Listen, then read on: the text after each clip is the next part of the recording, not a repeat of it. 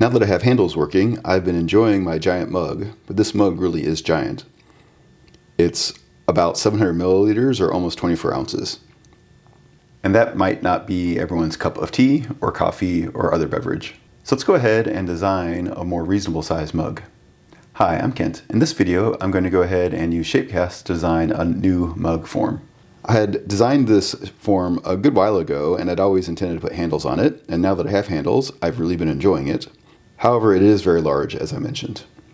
In the last video, I was working on some smaller handles, and I think it'd be good to make a form to go with them. In particular, this one here. So I made this using Shapecast. I'll show you the SVG in a second. This is a very simple form, has a slight taper to it. It curves towards the foot, and the foot itself is just a very shallow recess. I designed this to be 12 ounces, or basically 350 milliliters. And that is using a wall thickness of 4.5 millimeters and my clay shrinkage rate of 13%. So I took some rough dimensions and then put it into Shapecast and then tweaked it a bunch to try and get that number exactly right. So here is the profile. You can see the rounded foot, its slight taper out, and the slight concave area for the foot. So this is just over 100 millimeters tall and 40 millimeters. I drew the rough shape and then I started tweaking the size to go ahead and nail 12 ounces. Basically, I would make a version of this, upload it to Shapecast, get the design proof, check it out. If it was too big, I would shrink it. I'd either move this top node here and move it down, or this inner node and move it in if it was too big, or the other direction if it was too small. I went back and forth maybe half a dozen times. Once I got to the 12 ounce mark, and that's basically straight to the brim, I went ahead and printed out the design proof to make sure that it was reasonable.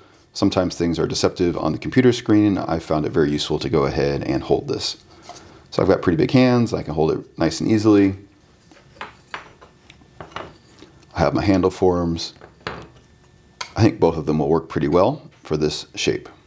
After that, I went ahead and told Shapecast to go ahead and generate the final models. And I went ahead and printed them out, and here they are. So most critically is the inner form. So this has been scaled up to account for my clay shrinkage, and it has a slip well, and clearly this is upside down. There is the outer mold, which takes place of my coddle boards, and then a piece for the bottom as well. This one I printed without supports, and it's right on the edge. I got a little bit of stringing, but this is the top of the mold, and it's the outside where it's just the plaster surface. So I'm okay with that. If you want, you can go ahead and enable supports and maybe put them right here on the very lip. So with these 3D printed pieces, we need to do a couple things. I want to go ahead and improve the surface finish of the inner mold a little bit. Need to clean up the stringing, and then we need to add all of the stuff so we can secure the mold pieces together. This was printed on fine settings with my bamboo P1P. However, there are still a few artifacts. This here is the seam line, and I turned on scarf joints this time, and it's maybe a little bit less noticeable, but I think it's still there. And then usually this top surface here has some issues. This very shallow step down area, just hard to 3D print well. So I'm gonna go ahead and sand this, and then we'll do a little bit of surface finishing, and we'll go ahead and put the threaded inserts in and the foam gasket. So let me go ahead and get set up for that. All right, I think we have our tools and materials all set up. So the first thing I want to do is go ahead and CA glue this bottom ring together. This needs to be one piece. It's in two pieces for two reasons. One is when the molds get larger, it's very hard to get them onto the print bed, and so they're split in half. The other thing is this bottom piece and the outer mold are generated at the same time so that the holes all line up. And while this potentially could be printed to one piece if the piece is small enough, the outer mold definitely needs to be two pieces so we can get it off the plaster. I've been thinking about adding an option to make this one piece, but I haven't gotten to it yet. And it doesn't take very long to glue together. I have some thick CA glue here, and I just put some on the edge, and the paper is underneath so I don't glue it to my bench. Just run a bead there.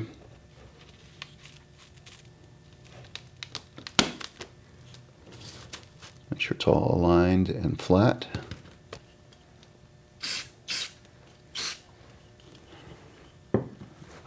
Use some activator.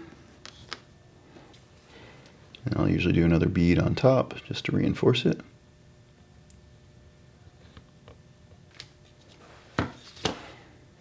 And another on the bottom.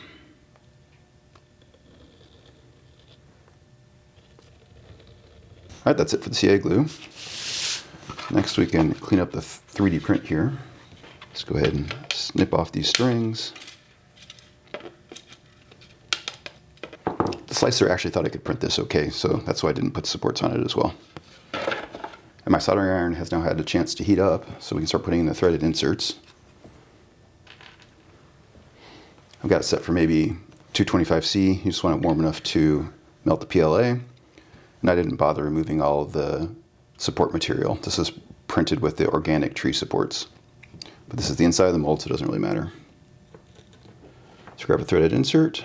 And there's a bunch of larger holes for these M3 threaded inserts. They just melt right in. And then the smaller holes, which we'll get to in a minute, are for the bolts.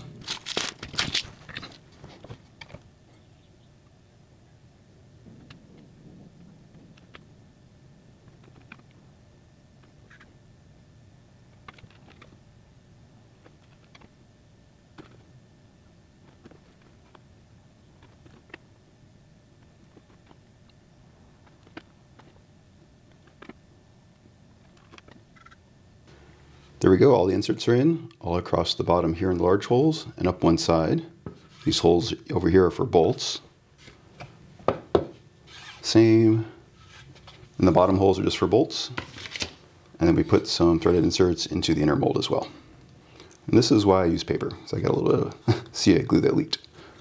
And putting those in is a little bit tedious, but it took me maybe 10 minutes. So really not too bad, all things considered, especially when creating pottery. It's not a very long time. So next is the surface finish.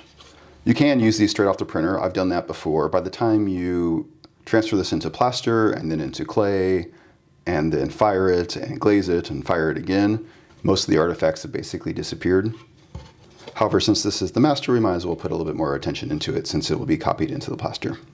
The foot here is the thing I'm most concerned about. This seems probably okay, and you don't need to do anything to this look well since that's not part of your pot. So usually I just take a little bit of sandpaper and scuff this up, make it smooth. And in the past, I've used this, which is filler primer. It's a primer that goes on extra thick that you can use to fill in the recesses and then sand it back. Lots of people have made other suggestions for other processes. Go ahead and do whatever works for you. One of the comments suggested using a different material. I'm going to try that out this time. Particularly the stuff here at Spot Putty. So I'll try it this time and see if I like it better than a primer. So first I want to get most of the major bumps off the surface here. And this is just some 120. Just going to take a dab of this. Put it on a piece of cardboard.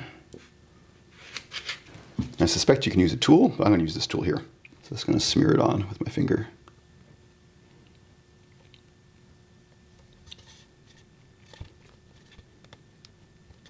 And this stuff stinks, so a respirator may not be a bad idea either.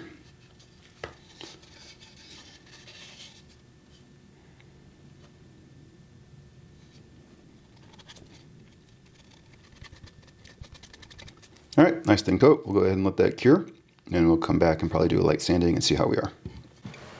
All right, I think the stuff is set. I did a couple of quick tests with some sandpaper. So this is 220, so it's finer.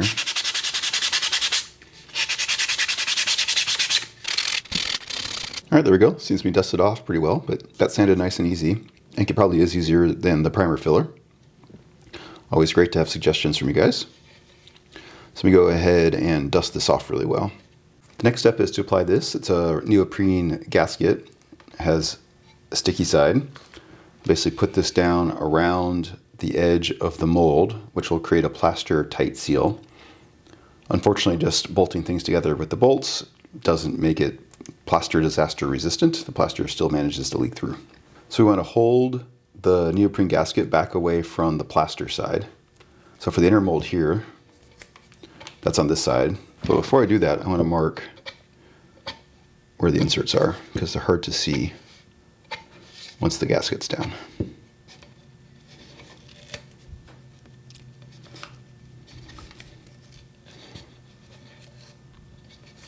This is pretty flexible, so you can just bend it around the corners. It'll bunch up a little bit, but that's fine. Basically go right over where the threaded inserts are.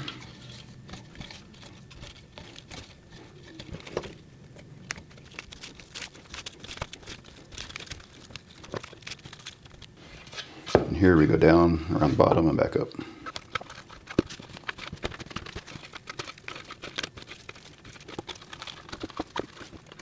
All right, there we go, and there's the gasket. This may seem like a lot of work. It's optional. You don't need to use the outer mold if you don't want. You can use cottle boards. But I got tired of cottle boards and the plaster disasters that come with them. I've also really come to appreciate the nice smooth outer surface of the mold, and basically using only as much plaster as I need to get the slip casting to work. So now we want to secure the ring to the inner mold. And this is where those marks come into play. I can get them lined up. I have a driver for my drill, and we stick a bunch of M3 bolts, push them down through the hole. They'll go right through the foam.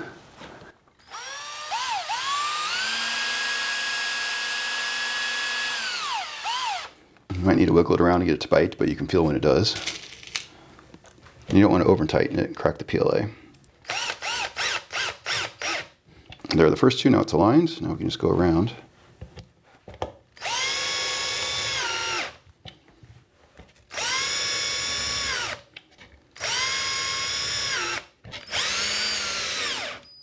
There's the ring attached to the inner mold, so this will be the bottom like that.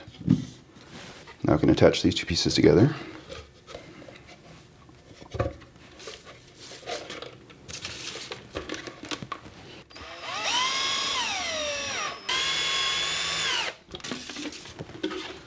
And there we go, one fully custom 3D printed mold for plaster. That'll let us make cups just like this. Putting on the gasket and screwing in all those bolts took basically 15 minutes. One of the other advantages of using the outer molds with Shapecast is that it does all the plaster calculations for you. It models the volume of the plaster we're going to end up with. So here it says we're going to have 1.45 liters of plaster. For my plaster, which is USGS #1 pottery plaster, you basically need 1 gram per milliliter or 1 kilogram per liter of volume that you're going to fill up. So the software goes ahead and rounds that up so you have a little bit extra. So we need 1.5 kilograms of plaster and 1.05 liters of water, or 1.05 kilograms. Oh, and by the way, this is also what comes through in the design proof. It shows you the volume of the estimated final pot. Here are the measured amounts of plaster and water. What we want to do is take the dry and put it on the wet. We want to then let it hydrate for 3.5 minutes, mix for 4, and then we'll pour in the mold. And you'll notice I didn't put anything on my mold. This is basically straight off the printer, except for the piece where we filled in some of the 3D printing lines. I found that release agents really aren't needed, and they can mess with the plaster surface finish. One of the tricks I've found recently is that you really do want to sprinkle the plaster onto the water slowly. And I've been using this sifter here. So we'll start putting plaster into the water.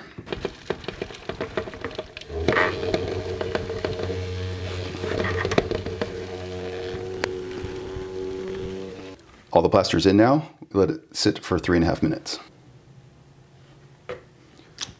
And mix for 4.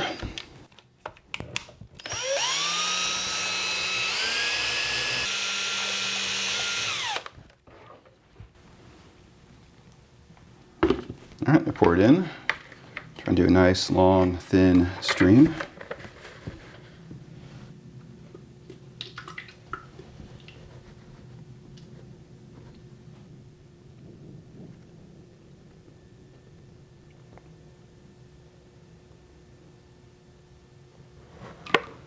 Up to the top. Just a little bit left over. All right, go ahead and tap this or vibrate a little bit to go ahead and release the air bubbles. We'll go ahead and let it set and then start the demolding process. It's been about an hour, so the plaster should be fully cured. The strength of plaster is also related to how dry it is. And since we are mostly encased in plastic, I want to take off the outer mold so that it can dry for a little bit longer before we take out the inner mold. So to do that, we just back out all the bolts. You don't need to fully remove them.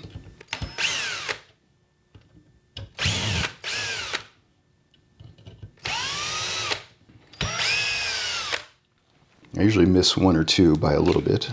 Oh, that's good. The gasket did its job, prevented the plaster from keeping coming.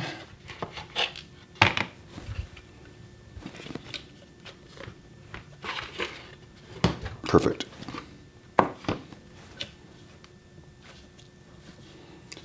So while it's still reasonably soft, Go ahead and deal with the flash line here.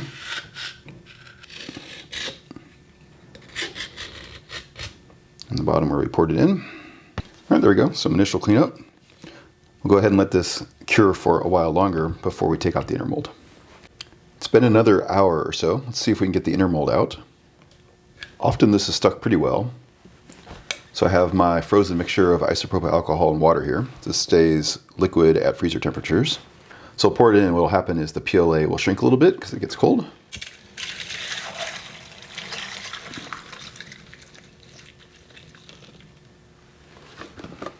The other thing that's going on is the plaster actually expands just very slightly. So having the inner mold shrink is a good idea. There we go, just like that. Oh, it's cold. Let's dump that back out in the bucket. All right, and there's our mold. I see some colorant from the putty that we used. Otherwise, this is looking pretty good. This will take a few days to fully dry and cure. We'll come back to it when we're ready to slip cast a pot. If we wanted, we can go ahead and wash off the plaster. We could reassemble it, pour more plaster, and make as many copies as we wanted. The mold is all dried out. Let's go ahead and slip cast the first pot. I have my slip here in this bucket, and I went ahead and mixed it up. And we'll go ahead and use the spigot to pour slip out.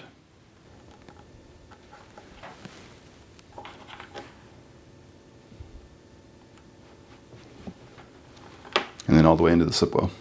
For my slip and my plaster and the thickness of plaster, usually it takes about 25 minutes for the plaster to suck the water out of the slip and form the pot along the edge. So we'll go ahead and use that for this first casting.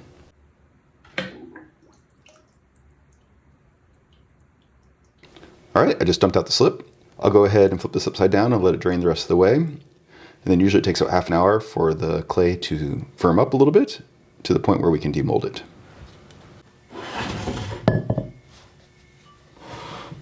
So let's put it up on my banding wheel, and I have a razor blade here. I just basically put down at an angle till I get to the slip well shelf, the gallery, and then just spin it around, making sure I don't dig in.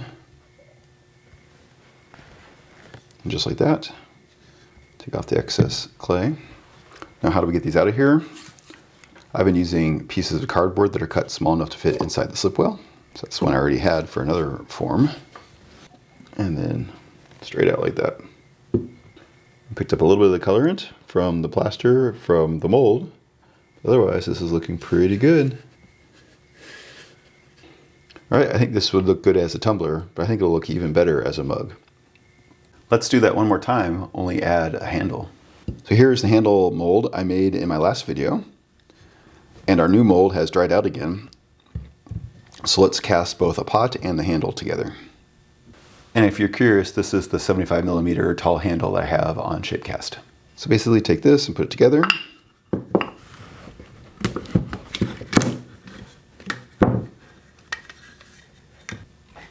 Rubber band to make sure everything's aligned. Looks good.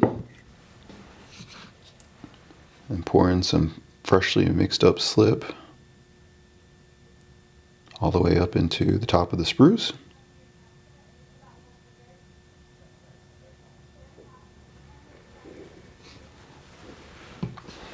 And we'll fill the mold up again.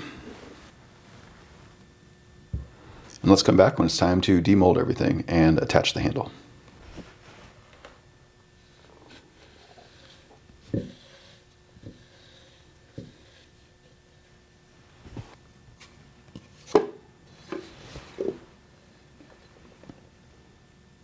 Another great pot.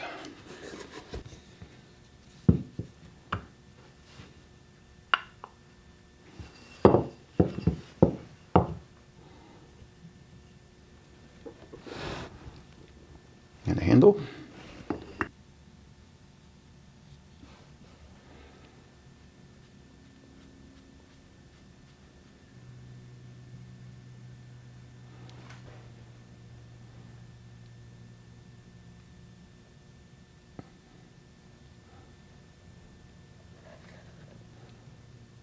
Gently squeeze it on.